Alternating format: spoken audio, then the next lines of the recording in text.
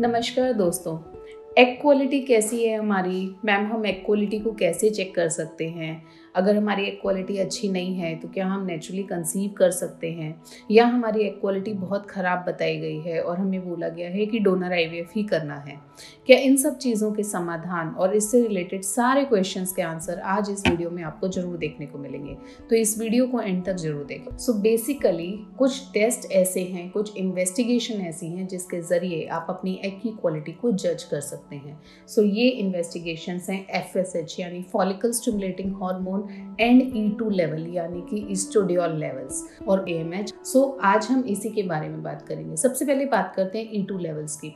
E2 levels यानी ईस्ट्रोडियोल levels. अगर ईस्ट्रोडियोल levels आपके बहुत हाई हो रहे हैं तो या एलिवेटेड हैं तो आपकी एग की क्वालिटी कॉम्प्रोमाइज्ड मानी जाती है। अगर E2 लेवल्स आपके नॉर्मल रेंज में है तो यानी एग क्वालिटी ठीक है।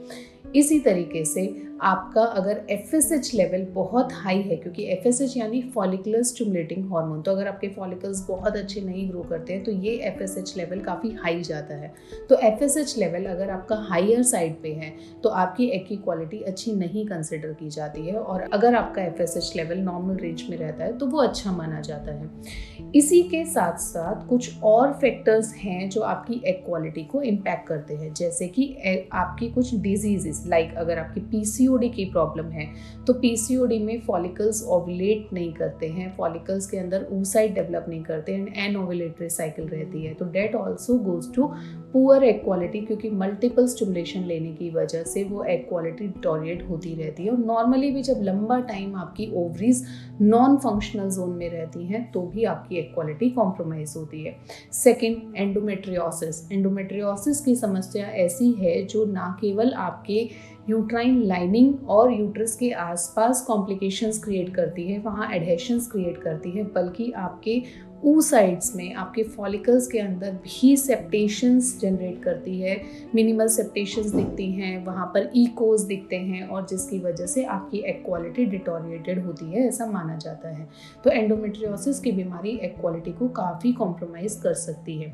इसी के साथ साथ कुछ और तरीके की सिस्ट अगर आपको बार बार बन रही हैं, आप अल्ट्रासाउंड करवाते हैं या फॉलिकुलर स्टडी करवाते हैं और आपको पता चलता है कभी आपका एक सिंपल सिस्ट बन रहा है, कभी आपका हेमरेजिक बन रहा है, कभी आपका सेप्टेशंस दिख रहे हैं, कभी कभी ईकोज दिख रहे हैं, कभी प्री मैच्योर रप्चर हो रहा है, कभी डिलेड रप्चर हो रहा है, तो अगर एक ये सेट पैटर्न दिख रहा है, मैं फिर कह रही हूँ किसी एक पर्टिकुलर साइकिल में अगर आपका फॉलिकल ऐसा दिखा तो आप उससे अपने आप को जज ना करें। ओवरऑल पैरामीटर्स को कोरिलेट किया जाता है। तो अगर कंटिन्यूसली आपके फॉलिकल्स में इसी तरीके की पिक्चर दिख रही है तो भी आपकी एग क्वालिटी अच्छी नहीं है, ऐसा कंसिडर करना चाहिए। अदर देन डैट, हमारी हैबिट्स और हमारी लाइफस्टाइल का भी एग क्वालिटी पर बहुत इंपॉर्टेंट इम्पैक्ट पड़ता है। तो smoking, drinking, late night shifts, रात की शिफ्ट्स जो स्पेशली रहती है, नाइट शिफ्ट्स रहती हैं, मॉर्निंग में लेट तक सोना और कोई योगा वर्कआउट ना करना, हमारी बहुत ज़्यादा कोल्ड ड्रिंक्स और बाहर का पैकेज फूड्स और फर्मेंटेड फूड्स हैं, या फिर जो प्रिजर्वेटिव्स वाला खाना है, ये सब अगर हम ले रहे हैं तो that also deteriorates your egg quality. तो ये वो सब पैरामीटर्स हैं जो अगर आपके लाइफस्टाइल में चल रहे हैं तो इसका मतलब आपकी एग क्वालिटी कॉम्प्रोमाइज्ड होने के चांसेस हो सकते हैं। लेकिन मैं फिर कहूँगी, ये सिर्फ एक इन्फॉर्मेटिव वीडियो है, इसको अपनी रिपोर्ट से आज ही खोलकर ऐसे कोरिलेट ना करें। आप डॉक्टर से सलाह लें, आप सारी रिपोर्ट्स को एक कोरिलेट करें और फिर जजमेंट करें कि एग की क्वालिटी कैसी है। डॉक्टर आपको सही सलाह दे पाएंगे।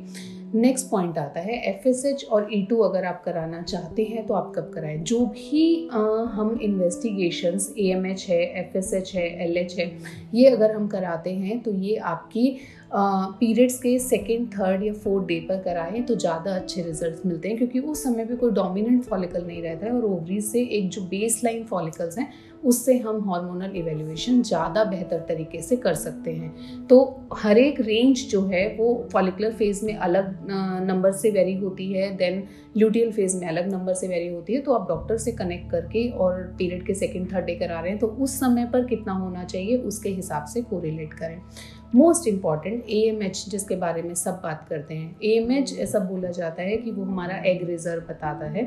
AMH हमारा पैरामीटर है जो इक्वालिटी को डिनोट करता है। अगर AMH आपका लेस देन 1 है तो आपका बेसलाइन एग रिजर्व है और उसकी क्वालिटी कॉम्प्रोमाइज़ होने के चांसेस होते हैं। इसी तरीके से अगर आपका AMH बहुत हायर साइड पे जा रहा है, जैसे 11, 12, 14, 15, तो भी एक क्वालिटी डिटोरिएटेड ही काउंट होती है, क्योंकि नॉर्मली वो या तो सिस्टिक टेंडेंसी ऑफ ओवरीज होती है या फिर वो PCO पैटर्न में देखने को मिलता है, और दोनों ही स्थिति में एग रिजर्व कम होता है। जहाँ हमने लाइफस्टाइल की बात की है वहाँ हम एज को इग्नोर नहीं कर सकते। With deteriorating age, with decreasing age हमारे एग क्वालिटी कॉम्प्रोमाइज होती है, क्योंकि एग रिजर्व बेसलाइन रह जाते हैं। तो वो एज के साथ जैसे जैसे बॉडी में चेंजेस देखने को मिलते हैं वैसे वैसे फॉलिकल्स में भी चेंजेस देखने को मिलते हैं। तो इस तरीके से आप इन सब चीज़ों को कोरिलेट करके आपके एग की क्वालिटी कैसी है उसका एक अंदाज़ा लगा सकते हैं। लेकिन मैं फिर कहूँगी सही जजमेंट आपको आपके डॉक्टर ही दे पाएंगे। तो अगर आप ऐसा जानना चाहते हैं तो आप अपने डॉक्टर से संपर्क करें। एग क्वालिटी को कैसे बढ़ाया जा सकता है, उसको कैसे इम्प्रूव किया जा सकता है, जो पैरामीटर्स आपके पास हैं उसके रहते हुए आप अपनी कंडीशंस को कैसे इम्प्रूव कर सकते हैं, इसके लिए आप हमारी नेक्स्ट वीडियो के लिए वेट कीजिए। Have a good day.